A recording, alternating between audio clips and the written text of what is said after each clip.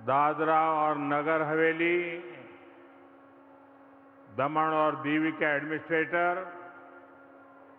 प्रफुल्ल भाई पटेल, संसद में मेरी सहयोगी कलाबेन डेलकर, दमन म्युनिसिपल काउंसिल की प्रेसिडेंट दीपिका टंडेल जी, दमन जिला पंचायत के अध्यक्ष धर्म बाबू पटेल, सिलवासा म्युनिसिपल काउंसिल के अध्यक्ष सोमनाथ देवरे जी, दादरा नगर हवेली जिला पंचायत के अध्यक्ष निशा भावसार जी, दीव म्युनिसिपल काउंसिल के अध्यक्ष हरेश कापड़िया जी, दीव जिला पंचायत के अध्यक्ष कोटिया रंजीताबेन और यहां इतनी विशाल संख्या में पधारे मेरे प्यारे भाइयों बहनों,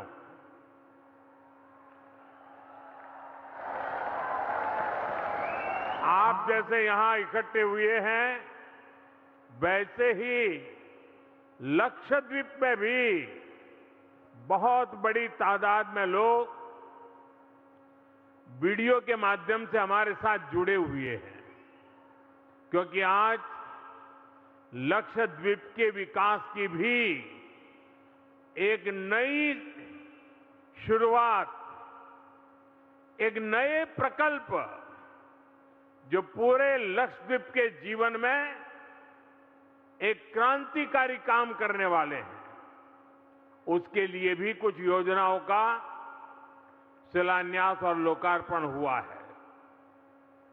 साथियों, कुछ साल पहले जब मैं आपके बीच आया था तो मैंने कहा था कि ये हमारा दमन तेजी से मिनी इंडिया बन रहा है। और आज मैं देख रहा हूं, बाईं तरफ पूरा बंगाल है और दाहिनी तरफ पूरा आसाम है।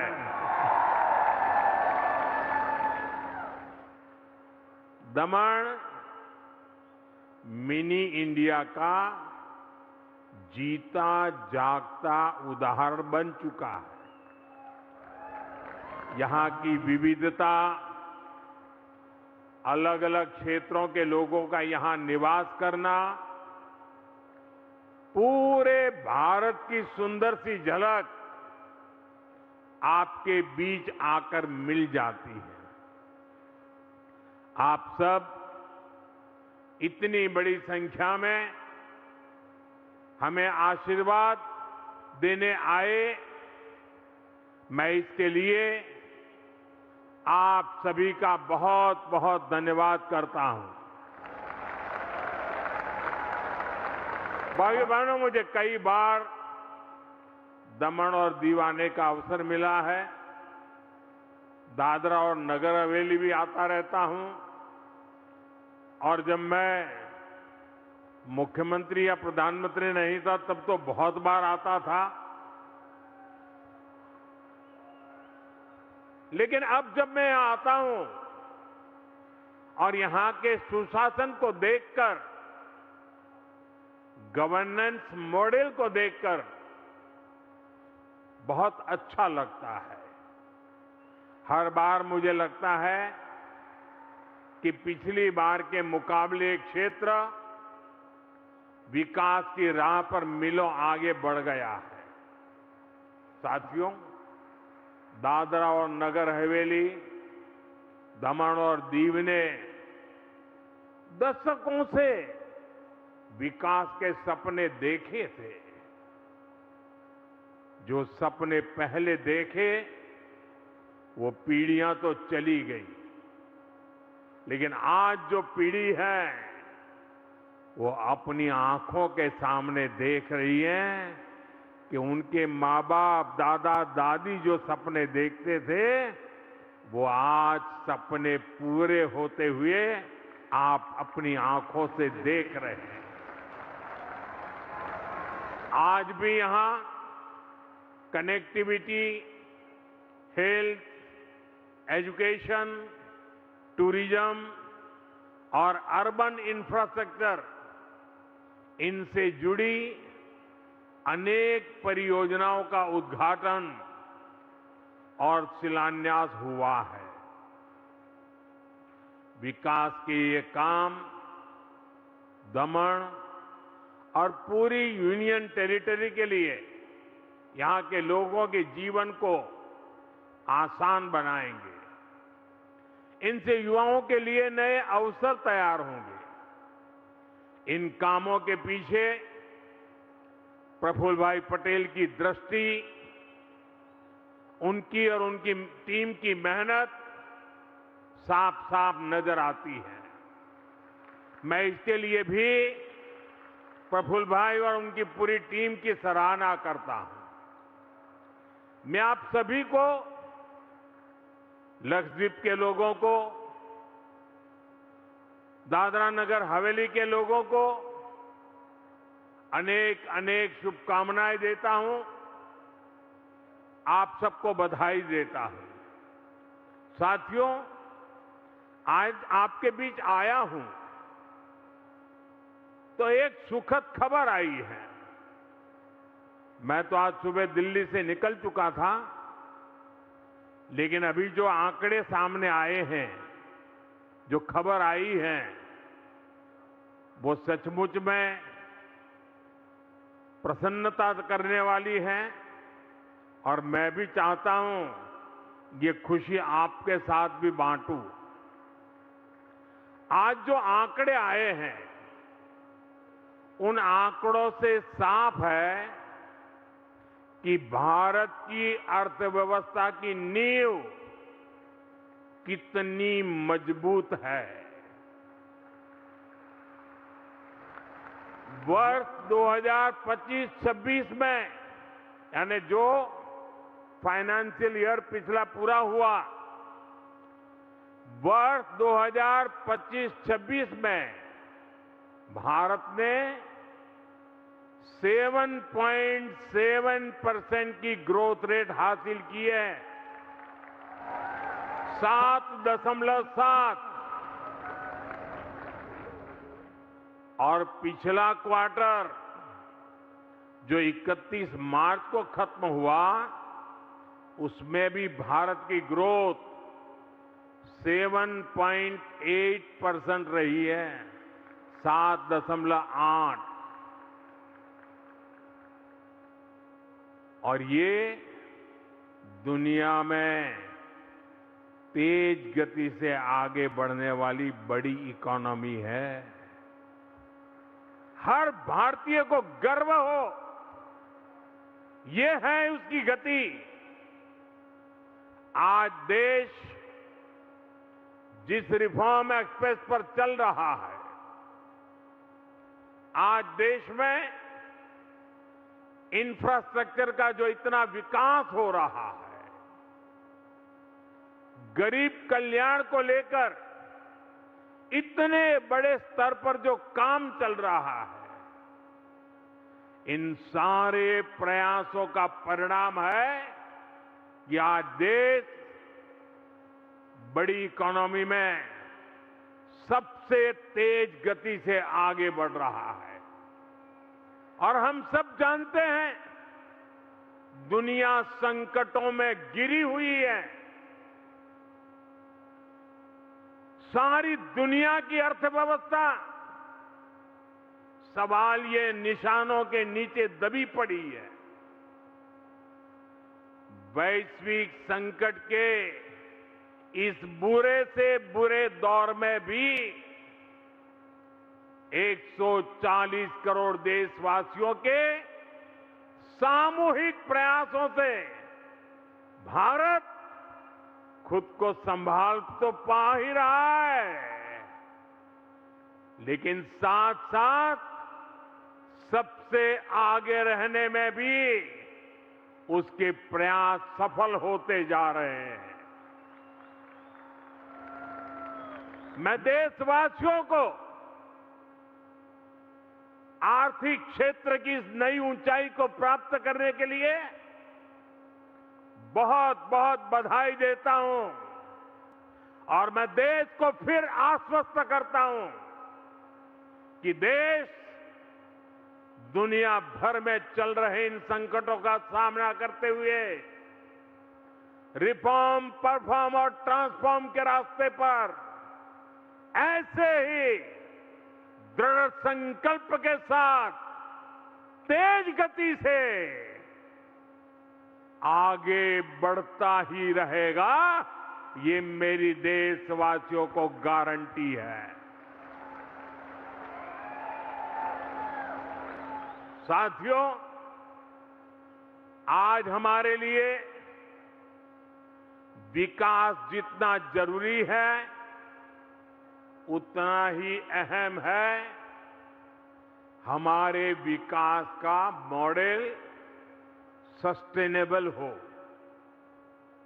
आज वर्ल्ड एनवायरनमेंट डे के दिन हमारे यूनियन टेरिटरी स्टेट इसी संकल्प को साकार कर रहा है। आज एक और यहां हजारों करोड़ की विकास परियोजनाओं का लोकार्पण और शिलान्यास हुआ है। साथ ही यहां करीब 1 लाख एक पेड़ मां के नाम 1 लाख पौधे भी लगाए जा रहे हैं। मुझे गर्व है कि एक ऐसा केंद्र शासित प्रदेश है जिसने सरकारी इमारतों में 100% 100% सौर ऊर्जा के इस्तेमाल की उपलब्धि हासिल की है। आज दीव में दिन में जितनी बिजली की डिमांड होती है, वो सोलर पावर से ही पूरी हो रही है। और हमें तो इसे और आगे लेकर जाना है। घरों में भी सोलर ऊर्जा से बिजली मिले, यही नहीं अतिरिक्त बिजली से परिवार की आय भी हो, इसके लिए रूफटॉप सोलर प्लांट लगा की पहल शुरू हुई है। मैं इन उपलब्धियों के लिए भी आप सबकी सराहना करता हूं। साथियों, साथ साथ मुझे ये भी बताया गया है, दमन के लोग इन दिनों यहां स्वच्छता अभियान भी चला रहे हैं। ये दिखाता है कि स्वच्छता किस तरह दमन के जनजीवन में संस्कार बन चुका है। और ये संस्कार स्वच्छता में नजर आ रहे हैं। मैं इस जन भागीदारी के आपके प्रयासों के लिए दमन के लोगों का अभिनंदन करता हूं। साथियों, दादरा नगर हवेली, दमन और दीव ये संघ शासित प्रदेश होने के साथ ही भारत की पहचान और विरासत भी है। इसलिए इसके विकास के लिए हमारे लक्ष्य भी साधारण नहीं है। मुझे याद है, जब मैं पिछले साल सिलवासा आया था, तब मैंने आपको सिंगापुर का उदाहरण दिया था। मैंने कहा था कि एक समय सिंगापुर मछुआरों का छोटा सा गांव था, लेकिन सिंगापुर के लोगों ने एक सपना देखा, वहां के लोगों ने बड़ा लक्ष्य तय किया और आज वही सिंगापुर दुनिया का सबसे बड़ा बिजनेस हब बन चुका है। आज दादरा और नगर हवेली, दमन और दीव भी वही सपना देख रहे हैं।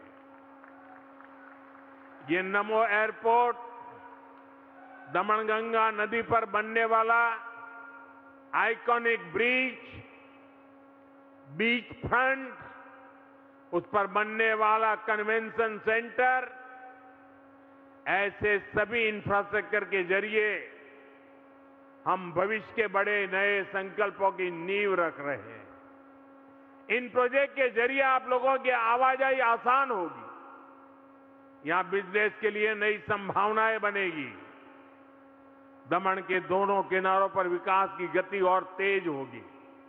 साथियों, यहां हॉस्पिटैलिटी इकोनॉमी से जुड़े अवसर बढ़ेंगे और साथ ही ट्रांसपोर्ट नगर जैसी सुविधा से व्यापार लॉजिस्टिक को भी नई गति मिलेगी।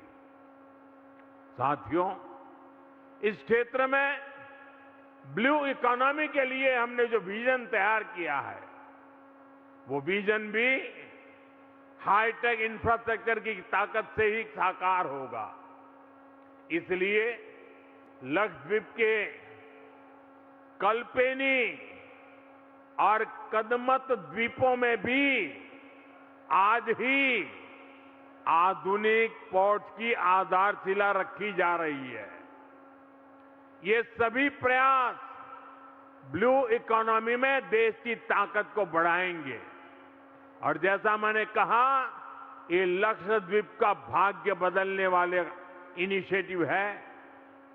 साथियों, भाजपा की सरकार में, एनडीए की हमारी सरकार में हमारे लिए विकास की पहली कसौटी है गरीब, वंचित, आदिवासी और मिडिल क्लास के जीवन में बदलाव। इसके लिए हेल्थ सेक्टर हमारी बहुत बड़ी प्राथमिकता है। बीते वर्षों में देश हेल्थ केयर के लिए होलिस्टिक विजन लेकर आगे बढ़ा। हमने इलाज से जुड़ी हर चिंता का समाधान किया है। आज गरीब से गरीब के पास भी आयुष्मान कार्ड की सुविधा है। उनके पास 5 लाख रुपए तक के मुफ्त इलाज का भरोसा है। बीमारी की समय से जांच हो सके, इसके लिए प्रधानमंत्री आयुष्मान आरोग्य मंदिरों की व्यवस्था है। जन औषधि केंद्रों के जरिए सस्ती दवाइयां भी मिल रही है। ये सुविधाएं और बेहतर हो और आधुनिक हो, इसके लिए आयुष्मान भारत डिजिटल मिशन के जरिए आज स्वास्थ्य सेवाओं को टेक्नोलॉजी से जोड़ा जा रहा है। साथियों, आयुष्मान कार्ड और जन औषधि केंद्रों से ही गरीब और मध्यम वर्ग के करीब 2.25 लाख करोड़ रुपए खर्च होने से बचे हैं। भाइयों बहनों, केंद्र सरकार की नीतियों का बहुत लाभ इस क्षेत्र के लोगों को भी हुआ है। एक समय यहां इलाज की अच्छी सुविधाओं का भी अभाव था। यहां मेडिकल कॉलेज तक नहीं था, लेकिन अब मेडिकल कॉलेज भी है और उसमें पोस्ट ग्रेजुएशन की पढ़ाई भी शुरू हो गई है। सिलवासा का नमो हॉस्पिटल पिछले साल से हजारों लोगों की सेवा कर रहा है। आज दमन में भी नमो हॉस्पिटल का लोकार्पण हुआ है। इस क्षेत्र के लोगों को भी अब और बेहतर हेल्थ केयर का लाभ मिलेगा। साथियों, हमारी सरकार कैसे स्वास्थ्य को प्राथमिकता देते हुए चल रही है, इसका एक प्रमाण नेशनल फैमिली हेल्थ सर्वे के नतीजों में भी मिलता है। एक समय भारत में ज्यादातर बच्चों की डिलीवरी अस्पताल में नहीं होती थी।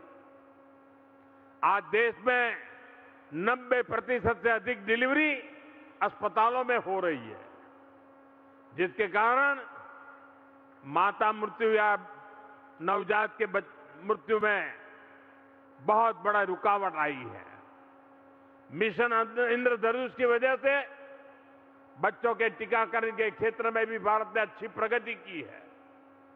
2014 से पहले केवल 60% बच्चों का पूर्ण टीकाकरण हो पाता था। आज यह आंकड़ा बढ़कर करीब 90% तक पहुंच गया है। स्वास्थ्य सुरक्षा के क्षेत्र में भी बड़ा बदलाव आया है। 2014 से पहले 30% से भी कम परिवार स्वास्थ्य बीमा योजना से जुड़े हुए थे। आज आयुष्मान भारत उन आंकड़ों को भी बदल दिया है। अब 60% से अधिक परिवारों को ये सुरक्षा मिल रही है। साथियों, स्वास्थ्य के क्षेत्र में सरकार के इन प्रयासों का लाभ अगर किसी को सबसे ज्यादा मिला है तो मेरे देश की नारी शक्ति है। साथियों, पहले इस क्षेत्र के युवाओं को हायर एजुकेशन के लिए भी बाहर जाना पड़ता था, लेकिन आज यहां नेशनल लेवल के एक नहीं कई इंस्टीट्यूट बन चुके हैं। पिछले वर्षों में यहां स्कूलों की नई बिल्डिंग्स बनी है, स्कूलों में स्मार्ट क्लासरूम भी बने हैं। 40,000 से अधिक विद्यार्थियों को इनका लाभ मिल रहा है। मुझे खुशी है कि केंद्र शासित प्रदेश धीरे धीरे एजुकेशन के क्षेत्र में आगे आ रहा है। स्वामी विवेकानंद एजुकेशन हब जैसे कई निर्माण यहां हो रहे हैं। भाइयों बहनों, इस शिक्षा क्रांति में हमारी बेटियां पीछे न रहे, ये भी हमारा संकल्प है। इसके लिए कई बड़े प्रयास किए जा रहे हैं। सरस्वती साइकिल स्कीम, सरस्वती विद्या योजना यहां की बेटियों को बहुत मदद कर रही है। साथियों, आज भारत की कोशिश है कि देश के युवाओं को डिग्री के साथ ही सही दिशा भी मिले, उन्हें ऐसा एक्सपोजर मिले जो लोकल टैलेंट को ग्लोबल अवसरों से जोड़े। Design, law, engineering, medical education, IT, drone और रिन्यूएबल एनर्जी जैसे क्षेत्रों में हमारी आज की तैयारी भारत की वर्कफोर्स को मजबूत बनाएगी। इसलिए प्रोफेशनल संस्थानों का विस्तार बहुत महत्वपूर्ण है। साथियों, आज निफ्ट के 18वें कैंपस की आधारशिला रखी गई है। ये संस्थान यहां के युवाओं को ग्लोबल एक्सपोजर से जोड़ेगा। आईटीआई दमन में ड्रोन टेक्नीशियन जैसे नए कोर्सेज भी शुरू हुए हैं। पीएम विश्वकर्मा और पीएम सूर्यघर मुफ्त बिजली योजना, इनसे जुड़े ट्रेनिंग प्रोग्राम्स का भी लाभ युवाओं को मिल रहा है। साथियों, देश में खेलों को भी नई सोच के साथ आगे बढ़ाया गया। हमारे खेल अब केवल बड़े शहरों या बड़े स्टेडियमों तक सीमित नहीं है। खेलो इंडिया जैसे प्रयासों ने युवाओं को अपनी प्रतिभा दिखाने का नया मंच दिया है। इसे छोटे छोटे क्षेत्रों में नेशनल लेवल पर खेल के जगत में हमारे बच्चे आगे आ रहे हैं और इसका भी लाभ इस क्षेत्र को हुआ है। दीव आज बीच स्पोर्ट्स का एक बड़ा केंद्र बनकर उभरा है। गोगला बीच पर हुए बीच गेम्स ने देश का ध्यान इस क्षेत्र की ओर खींचा है। आज यहां आधुनिक स्पोर्ट्स इंफ्रास्ट्रक्चर पर लगातार काम हो रहा है। खानवेल में फुटबॉल सेंटर और दमन में वॉलीबॉल ट्रेनिंग सेंटर यहां खेल संस्कृति को मजबूत कर रहे हैं। साथियों, आज देश का बहुत बड़ा फोकस टूरिज्म पर भी है। हमारा प्रयास है कि टूरिज्म से स्थानीय कला और संस्कृति को बढ़ावा मिले, छोटे छोटे स्थानों को भी बड़े बड़े अवसरों के साथ जोड़ा जा सके। देखो अपना देश जैसे प्रयासों ने लोगों को देश की विविधता के बारे में जानने के लिए प्रेरित किया है।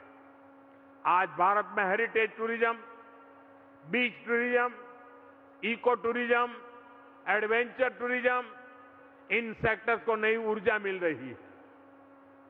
साथियों, दादरा और नगर हवेली, दमन और दीव में तो पर्यटन भी इतनी असीम संभावनाओं वाला एक क्षेत्र है। इस क्षेत्र को प्राकृतिक सुंदरता अद्भुत वरदान मिला है।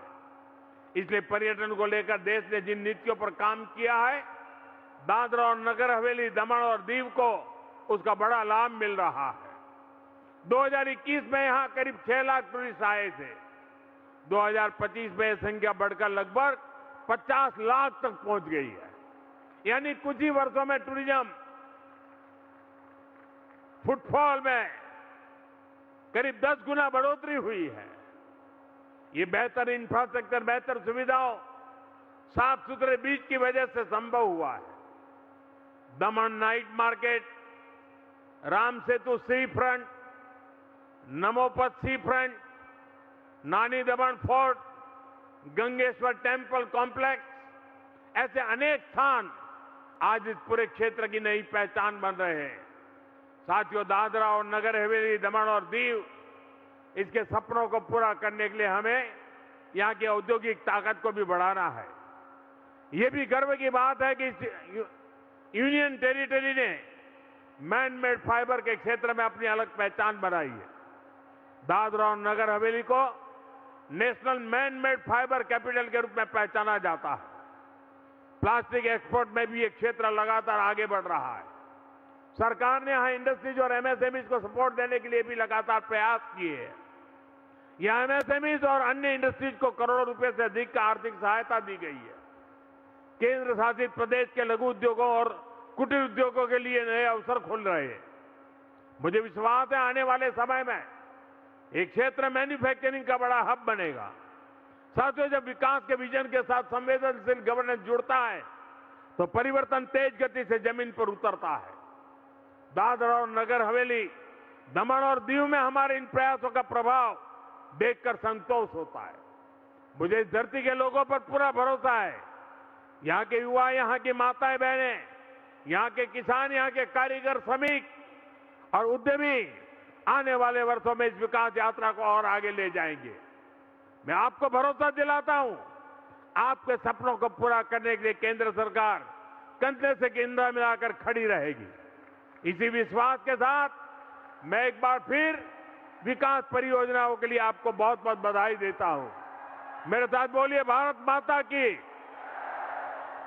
भारत माता की, भारत माता की। बहुत बहुत धन्यवाद।